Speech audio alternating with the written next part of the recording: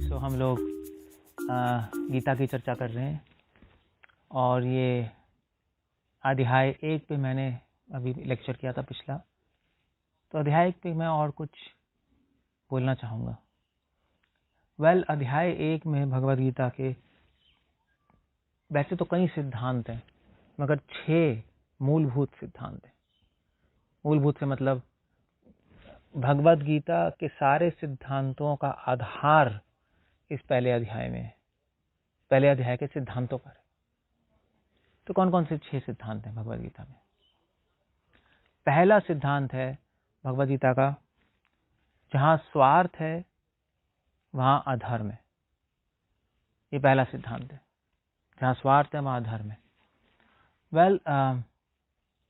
अगर आप पहला अध्याय देखेंगे तो कौरव और पांडव के बीच में लड़ाई हो रही है, और कौरव तो पापी हैं, वो तो पापी हैं। पाप मतलब स्वार्थी है, मैं करने वाला हूँ, मैं उसको मार दूंगा। दुर्योधन तो यही सोच रहा है, मैं उसको मार दूंगा, मैं जीत जाऊंगा, अपने लिए हो रहा है सब। मगर जो पांडव और अर्जुन भी हैं, जो अर्जुन भी जो आर्ग्यूमेंट्स दे रहा है भगवद गीता में पहले अध्याय में कि भगवान मुझे क्यों नहीं लड़ना, क्योंकि भगवान वर्ण आश्रम खत्म हो जाएगा, गुरु की हत्या होगी, भीष्म पितामह मेरे पिता तुल्य, उनकी हत्या करनी पड़ेगी, खून खराबा होगा, कितने सारे भाई बंधु हमारे मरेंगे, स्वजन।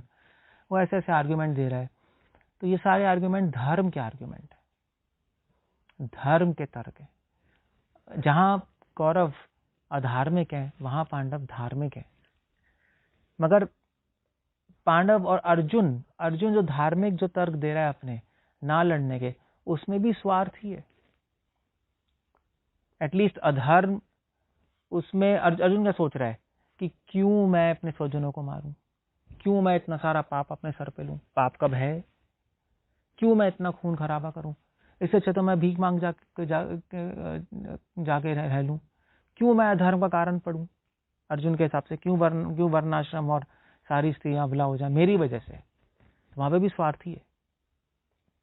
इसलिए अर्जुन का धर्म भी अधर्म ही है, क्योंकि जहां स्वार्थ है वहीं अधर्म है।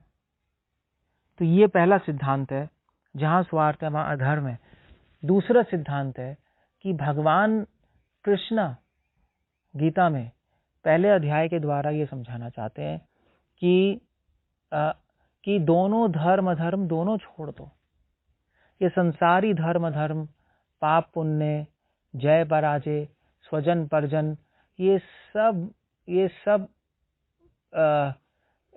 सब में स्वार्थ है, ये सब अपने लिए किया जाता है। भगवान कह रहे हैं ये सब छोड़ दो और किसकी शरण लो? भागवत धर्म की शरण लो। पूरी गीता भागवत धर्म समझाने के लिए बोली गई है। तभी तो कृष्ण अंत में कह रहे हैं 18वें अध्याय में, सर्वधर्मान परित्यज्य माम एकाम शरणम व्रज। सारे धर्मों को छोड़ दो, मेरी शरण लो। मेरी शरण मतलब भागवत धर्म की शरण। तो पहला अध्याय इंपॉर्टेंट है। अर्जुन की कंफ्यूजन ये नहीं है कि अर्जुन अधर्म की साइड नहीं ले रहा, अर्जुन धर्म की साइड ले रहा है। वो तो डर रहा है धर्म करने से, मगर धर्म की साइड भी अपने स्वार्थ के लिए ले रहा है। उसको ये प्रॉब्लम है कि मैं क्यों कारण बनूं हर चीज का। भगवान गीता में समझाएंगे अब कि अर्जुन तुम लड़ो, युद्ध करो, मगर मेरी आज्ञा के निहित होकर युद्ध करो, मेरी आज्ञा के अंडर रह के युद्ध करो, मेरे लिए युद्ध करो। तो तुम कारण नहीं बनोगे, क्योंकि मैं चाहता हूं युद्ध करो, तो इस युद्ध का कारण मैं होऊंगा।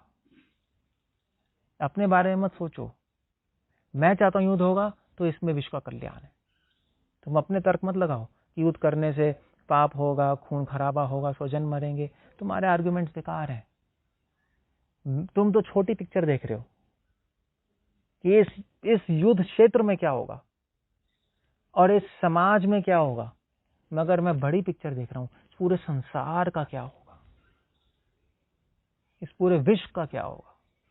और मैं चाहता, मेरा अगर प्लान होगा, अगर ये लोग मरेंगे, इनके मरने से करोड़ों लोगों का कल्याण होगा, पूरा विश्व धार्मिक, पूरे विश्व में भागवत धर्म, मेरा भक्ति का प्रचार होगा। और जहां भागवत धर्म है वहां लौकिक धर्म तो अपने आप आ जाता है।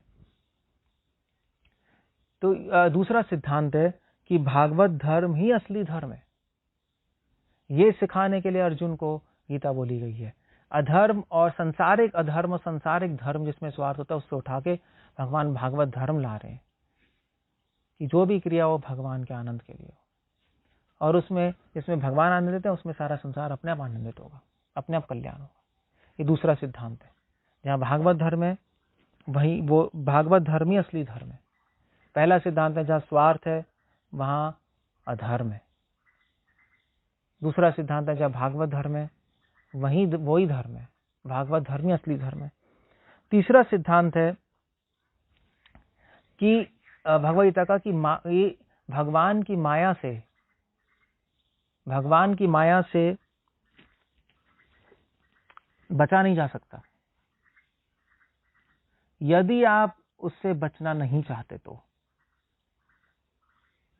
या मैं फिर से बता देता हूं, भगवान या यूं कह लीजिए भगवान भी माया से नहीं बचा सकते यदि आप खुद माया से नहीं बचना चाहते। मतलब अर्जुन भगवान के सामने ही खड़ा है फिर भी माया में चला गया। हाँ, वो बात अलग है कि भगवान ने अर्जुन को माया में डाला है गीता बोलने के लिए। अर्जुन तो शुद्ध भक्त है थोड़े टाइम के लिए, मगर फिर भी बात तो है भगवान के होते हुए माया ने काम, भगवान के होते हुए भी अर्जुन माया में चला गया।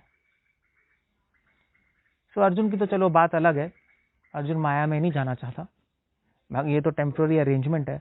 मगर पॉइंट ये है कि भगवान भी आपको माया से नहीं बचा पाएंगे अगर आप माया से बचना नहीं चाहते। भगवान के साथ रहते हुए भी आप माया में पड़ सकते हो, चाहे वो आपकी इच्छा हो माया में जाने की, चाहे भगवान माया में डालना चाहे। अर्जुन तो भगवान के साथ ही था, भगवान डालना चाहे अर्जुन माया में चला गया। हम लोग भी अगर भगवान के पास चले जाएं, हमारी इच्छा होगी माया में जाने की तो हम माया में चले जाएंगे। कितने सारे लोग मंदिर में रहते हैं फिर भी माया में चले जाते हैं क्योंकि उनकी इच्छा होती है। मंदिर तो वैकुंठ है, भगवान का घर है। ये तीसरा सिद्धांत है कि अगर हमारी इच्छा होगी माया से बचने की तो तभी भगवान हमें बचाएंगे माया से, अन्यथा दुनिया की कोई शक्ति हमें माया से बचा नहीं सकती। ये तीसरा सिद्धांत है। चौथा सिद्धांत है कि हर जीव का जब पतन होता है तो उसका कुछ क्रम होता है। तो पतन का भी क्रम है, धीरे धीरे व्यक्ति का पतन होता है। वो दिखाई नहीं देता, चीजें बहुत फास्ट होती हैं। जैसे आप 100 पत्ते लो और 100 पत्तों की गड्डी है, जैसे पानी की गड्डी नहीं आती थी पहले, और सुई घुसाओ तो यहाँ से घुसाओगे यहाँ से निकल आएगी, मगर वो एक एक करके पत्ते को छेदते हुए गई है, वो दिखाई नहीं दिया, बहुत फास्ट हुआ। ये पिक्चर में एक एक फ्रेम चलता है मगर इतना फास्ट चलता है ऐसा लगता है पिक्चर चल रही है, मगर एक एक फोटो होती है, वो बहुत तेज चलाते हैं। तो यही बात है कि पतन का भी क्रम है, और गीता में भगवान दिखा रहे हैं कैसे जीव आत्मा गिरती है। तो गिरने का क्रम क्या है? पहला स्टेप है कि हम माया को खुद देखते हैं। ऐसे भगवान, अर्जुन ने कहा भगवान मेरा रथ ले जाओ, दोनों सेनाओं के बीच में मान ले गए। भगवान ने कहा देखो द्रोणाचार्य, देखो भीष्मा, देखो तुम्हारे स्वजन, देखो भाई बंधु। अर्जुन ने देखा और यहां से माया का खेल शुरू होता है। जैसे ही आप माया को देखते हो माया आपको पकड़ लेगी। अगर आप माया को नहीं देख रहे तो कुछ नहीं करेगी, अगर आप देखोगे तो पकड़ेगी। जैसे फॉर एग्जांपल हम भीख मांगने जाते हैं, सॉरी, मतलब कई लोग भीख मांगने आते हैं हमसे रोड पे, तो भीख मांगने आते हैं तो वो भीख मांगता रहता है, दे दे दे दे दे। आप नहीं देखोगे, चलते रहोगे तो चला जाएगा, आप उसको देखोगे तो पीछे पड़ जाएगा। तो अर्जुन ने पहले देखा, पहले माया को देखा, पहले जीवात्मा माया को देखती है, फिर देख के आसक्ति होती है। अर्जुन को आसक्ति हो गई, द्रोणाचार्य, भीष्म मेरे भाई, मेरे गुरु, और फिर आसक्ति से मति ढक जाती है, मति कुमति बन जाती है। आसक्ति ज्ञान को ढक लेती है, वैराग्य को ढक लेती है, और मति में अज्ञान आ जाता है, कुमति बन जाती है। और कुमति से फिर अर्जुन में कुमति आ गई, और कुमति से क्या होता है, जब ज्ञान ढक जाता है तो व्यक्ति फिर गलत गलत लॉजिक्स देने लगता है, गलत गलत अपनी आसक्ति को बचाने के लिए, अपनी आसक्ति का साइड लेने के लिए गलत गलत तर्क देता है और भगवान से एंटी हो जाता है। भगवान का जो प्लान है, भगवान का जो विचार है, उससे उल्टा सोचने लगता है, जैसे अर्जुन सोच रहे। इन्होंने कहा भगवान का विचार था लड़ना, अर्जुन ने कहा भगवान मैं नहीं लड़ूंगा। अर्जुन ने लिस्ट भी बता दी भगवान क्यों नहीं लड़ूंगा, क्योंकि इतने सारे लोग मरेंगे, पाप होगा, वर्णाश्रम खत्म हो जाएगा, स्त्रियां विधवा हो जाएंगी, कुल नष्ट हो जाएंगे, ब्ला ब्ला ब्ला ब्ला, उसने लिस्ट बता दी। तो कुमति गलत आर्ग्यूमेंट देती है, भगवान से विमुख करती है, और जब भगवान से विमुख हो जाते हैं, गलत गलत आर्ग्यूमेंट देते हैं, तो अर्जुन ने फिर दूसरे अध्याय में क्या किया, इतना अपने आर्ग्यूमेंट दिए और फिर दूसरे अध्याय में फिर आगे चल के उसी को काट रहे। पहले कहते हम क्यों लड़े, क्यों खून खराबा करें, से तो भीख मांगना अच्छा है। दूसरे अध्याय में अर्जुन कह रहे हैं पता नहीं भीख मांगना भी अच्छा नहीं अच्छा, मुझे नहीं पता। अपने ही जाल में जीवात्मा फंस जाता है फिर, क्योंकि भगवान से विमुख हो गया। क्या कितना सोचेंगे हम, कुछ सोचेंगे पता नहीं, फिर उसके उल्टा सोचने लगेंगे। अर्जुन पूरा भ्रमित हो गया और भ्रमित होके पूरा कंफ्यूज होके उसका पतन हो गया। स्ट्रेस, दुख, शोक में पूरा डूब गया। ये जीवात्मा का पतन होता है, ये सीक्वेंस है। शुरुआत है माया को देखने से, हम ही खेल शुरू करते हैं, कहने का मतलब है। भगवान ने कहा अर्जुन देखो, अर्जुन ने देख लिया, खेल शुरू हो गया। और उसका अंत है शोक। तो ये है, ये चौथा सिद्धांत। पांचवा सिद्धांत है जो पहले अध्याय में बता रहे हैं कि दुख हमारा दोस्त है, दुश्मन नहीं। दुख हमारा दोस्त है, दुश्मन नहीं। दुख क्यों दोस्त है? दुख तो हम सबको आता है जीवन में और आएगा भी। दुख कौन रोक सकता है? जैसे सुख आता है वैसे दुख आएगा, जैसे सुख चला आता है वैसे दुख भी चला जाएगा। ये तो प्रकृति का नियम है, नियति है। तो दुख हमारा दोस्त है। जब भी दुख आए तो समझना चाहिए हमारा दोस्त है, कुछ सिखा के ही जाता है। दुख ही तो हमें प्रेरित करता है भगवान की शरण लेने के लिए। जैसे अर्जुन को इतना बड़ा दुख आया, कंफ्यूज हो गया, तभी तो उसने शरण ली। दूसरे अध्याय में शिष्यस्ते हम शादी माम तम प्रपन्नम, भगवान मैं तो आपका शिष्य बन रहा हूँ, मुझे नहीं पता, मैं बहुत शोक में डूब गया हूँ। अगर सुखी होता तो फिर क्यों शरण लेता? तो दुख में ही, दुख में स्मरण सब करें, सुख में करे ना कोई, यही तो कहा गया है।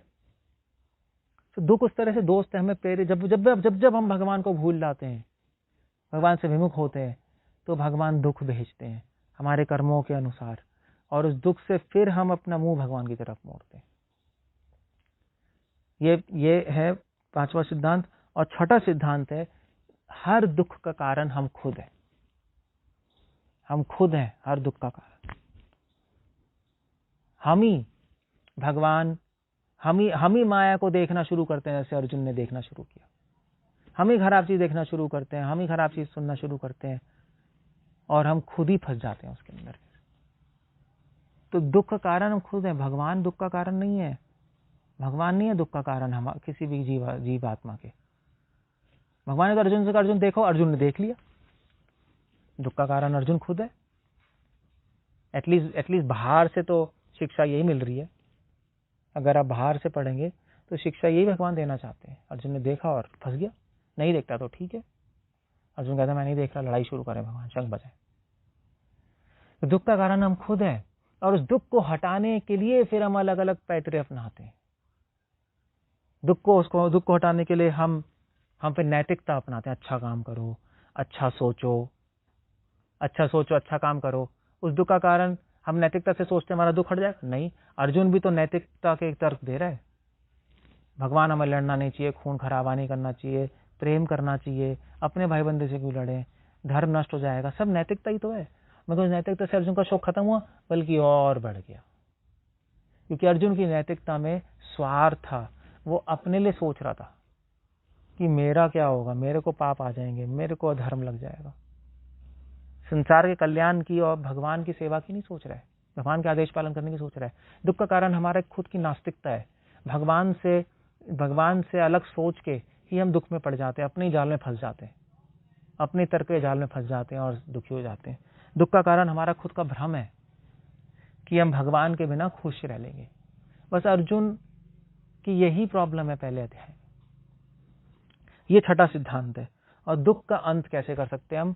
भगवत शरणागति से, भगवान की शरण लेकर इस दुख का अंत हमेशा हमेशा के लिए हो जाएगा, जो अर्जुन ने किया दूसरे अध्याय में। अर्जुन को इतनी सेंस थी कि भगवान की शरण ले लें। शिष्यस्ते हम शादी माम प्रपन्नम, भगवान मैं आपके शिष्य बन रहा हूँ, मुझे गाइड कीजिए। तो ये 6 सिद्धांत पहले अध्याय में। अगर आपको 6 सिद्धांत पता होंगे तो पहले अध्याय समझ आएगा। पहला अध्याय व्यासदेव ने जानबूझ के भगवद गीता में पहला अध्याय रखा है। व्यासदेव दूसरे अध्याय के 11वें श्लोक से शुरू कर सकते थे, अशोचन शोचम प्रज्ञावादाम सभाषा से, या थोड़ी और पहले शुरू कर लेते। पूरा सेना में कौन कौन है, कौन कौन खड़ा है, क्या क्या शंख है, बताने की जरूरत क्या है। अर्जुन रो रहा है, बताने की जरूरत क्या है, क्योंकि वो ही तो सबसे वो भूमिका है। हमारे साथ भी जीवन में ऐसे ही होता है जो अर्जुन के साथ हो रहा है।